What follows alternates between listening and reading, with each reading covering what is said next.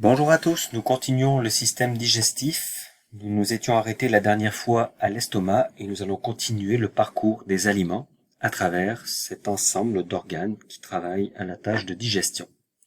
Petit rappel, la digestion est une partie des rôles du système digestif. Le système digestif en a trois. Donc la digestion, c'est le découpage des aliments en petits morceaux appelés nutriments.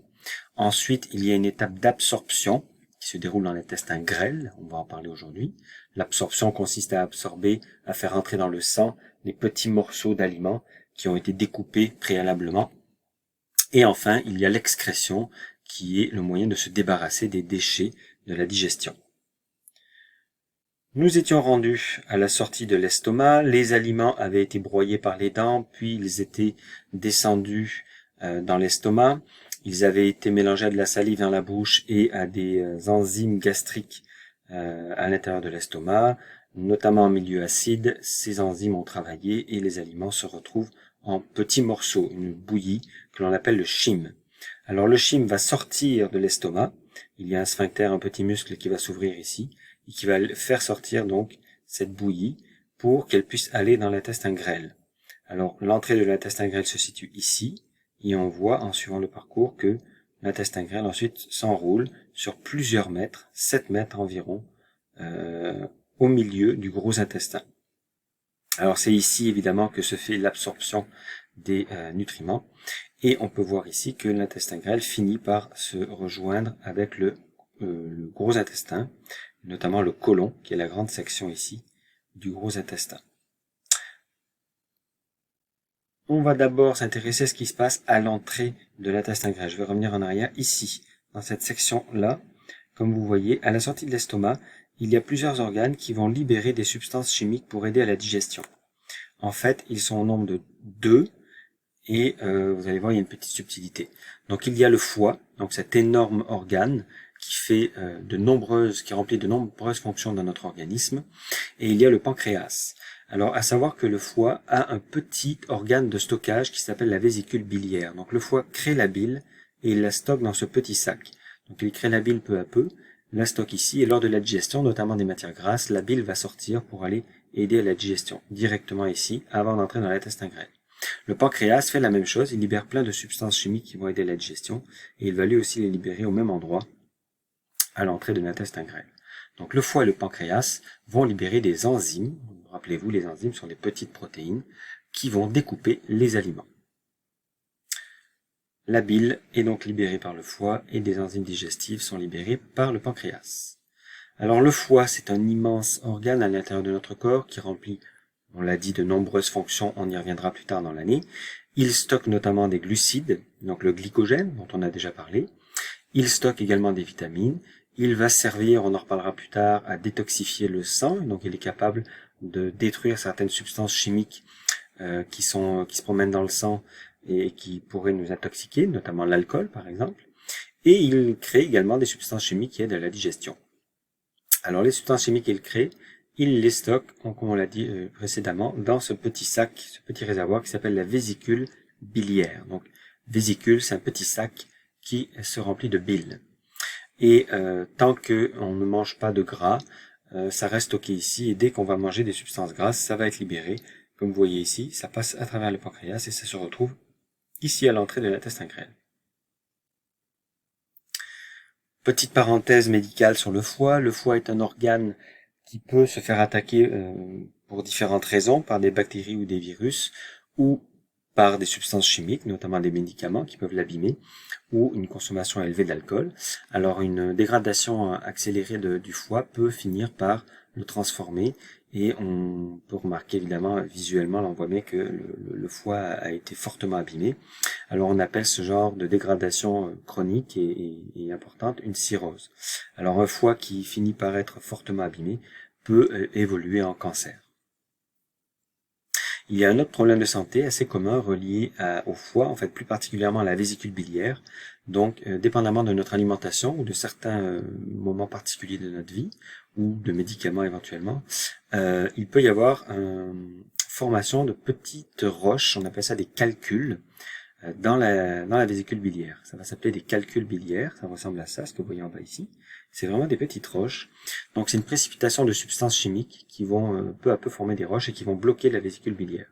Alors ça peut entraîner des douleurs relativement intenses à l'intérieur de la vésicule biliaire et ça peut aussi empêcher une bonne digestion des lipides, bien sûr. Alors le pancréas, c'est cet organe dont on a déjà parlé lorsqu'on a parlé de la glycémie, puisqu'il régule la glycémie en libérant l'insuline notamment. Eh bien, il libère aussi, donc c'est un organe qui a de multiples fonctions, il libère aussi de grandes quantités d'enzymes digestives, donc des petites substances chimiques qui sont représentées en orange ici, et qui vont être capables de découper en tout petits morceaux la bouillie qui sort de l'estomac. Donc la bouillie qui sort de l'estomac, c'est encore trop gros pour entrer dans le sang. Donc le pancréas va pouvoir découper, il a une grande quantité d'enzymes, il va aider au découpage des protéines, des lipides et des glucides en tout petits morceaux.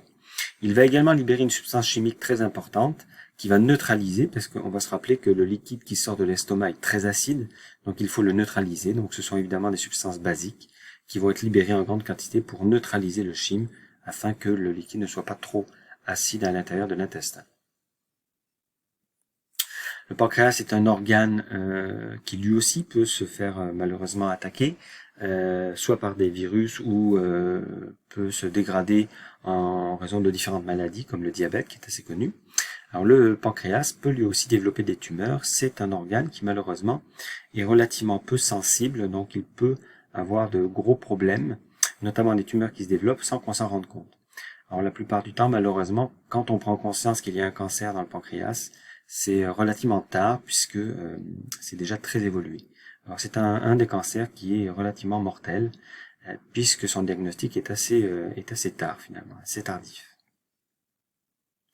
Alors, bon, les aliments sont sortis de l'estomac, qui est ici. Il y a plusieurs organes qui ont libéré des substances chimiques, des enzymes, notamment le pancréas et le foie. Et là, on se retrouve dans l'intestin grêle. Donc ici, ça passe derrière, et on se retrouve à circuler à l'intérieur ici des différents, comme vous voyez là, entortillements de l'intestin grêle sur environ 7 mètres. Alors l'intestin grêle a lui aussi des glandes digestives, des glandes intestinales, elles s'appellent, qui vont aider à la fin de la digestion. Donc des petites glandes qui libèrent des substances chimiques pour terminer le travail qui a été démarré dans les autres organes. Alors, on se rappellera que c'est dans l'intestin grêle que se fait l'absorption. Donc, l'absorption, eh bien, c'est une fois que les morceaux de nutriments sont assez petits, ils vont passer dans la paroi, à travers la paroi de l'intestin pour se retrouver dans des vaisseaux sanguins.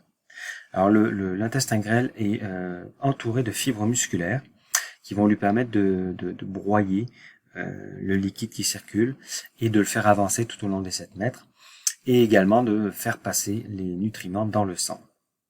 Donc on voit des fibres musculaires qui l'entourent.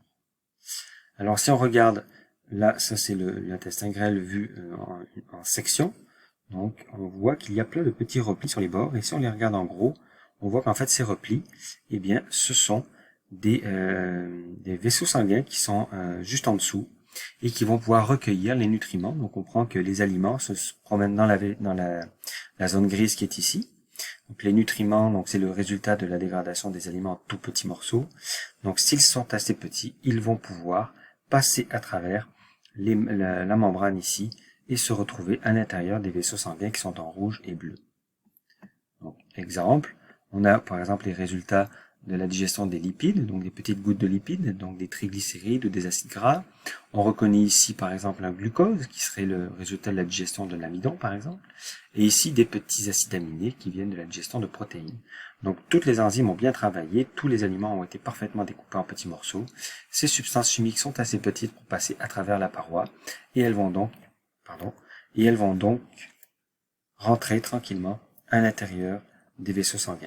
Donc on voit ici le sang qui circule et qui va s'enrichir de toutes ces substances chimiques.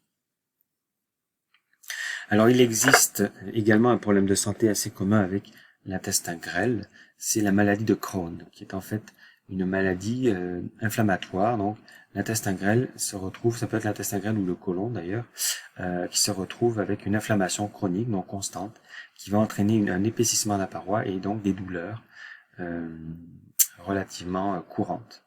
Alors on n'a pas encore tout à fait déterminé d'où venaient ces cette maladie. On a des pistes de réflexion. On a notamment le dérèglement du système immunitaire. Mais c'est un problème assez commun également, donc qui cause des problèmes de digestion et des douleurs chroniques. On finit avec le gros intestin. Donc les aliments se sont retrouvés dans l'intestin grêle, ils ont avancé, ils ont été absorbés. Eh bien, il y a des déchets. Il y a toujours, par exemple, la cellulose.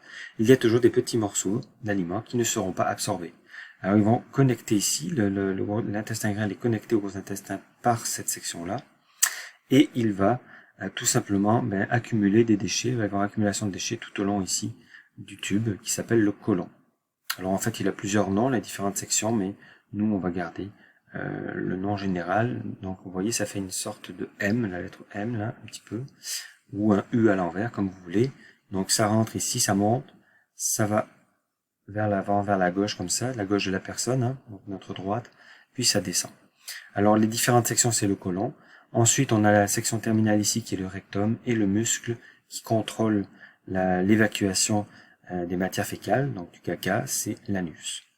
À noter qu'il y a une petite section ici qui s'appelle l'appendice, qui n'a plus vraiment de rôle particulier, a priori, dans notre corps, et qui peut causer des problèmes de santé, comme vous savez, c'est ce que l'on appelle l'appendicite, que nous avons représenté ici. Donc on voit ici la connexion de l'intestin grêle avec le côlon, et on voit ici qu'il y a une inflammation, là c'est gonflé et rouge, et ici c'est complètement rouge. Alors en fait, pourquoi? Il peut y avoir des aliments qui ont complètement bloqué l'entrée de l'appendicite, et ça a créé une multiplication bactérienne à l'intérieur qui cause des douleurs assez sérieuses. La plupart du temps, l'opération chirurgicale qui consiste à enlever l'appendice va permettre de régler le problème. On termine avec donc ce gros intestin. Le gros intestin, qu'est-ce qu'il fait? Il accumule les matières, les déchets, ok, mais il contient également une immense quantité de bactéries.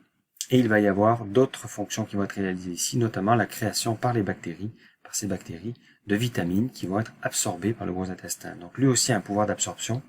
Il va absorber notamment ces vitamines et l'eau, parce que tout ce qui est sorti de l'intestin grêle est relativement liquide, et l'eau étant relativement importante dans notre corps, eh bien notre corps va réabsorber l'eau qui est ici, qui n'est pas nécessaire d'évacuer. C'est pour ça que nos matières fécales, notre caca normalement est relativement solide quand on est en bonne santé. Alors le côlon fait environ 1,50 m de long, comme ça, jusqu'à la sortie, donc, par l'anus, qui nous permet d'évacuer les matières fécales. Alors ça nous amène à la diarrhée. La diarrhée, c'est quoi? C'est lorsque les bactéries ou le côlon, donc il y a des bactéries qui entraînent une inflammation, ou le côlon est irrité pour différentes raisons, mais la plupart du temps des bactéries ou des virus peuvent entraîner une inflammation de la zone. Donc une inflammation de la zone qui va faire que les bactéries, ou en tout cas la zone, le côlon n'est plus capable d'absorber l'eau, et c'est ce qui fait que les matières fécales, notre caca, va sortir liquide, tout simplement, ce qui est une preuve d'un mauvais fonctionnement à l'intérieur du côlon. Voilà pour cette deuxième partie du système digestif.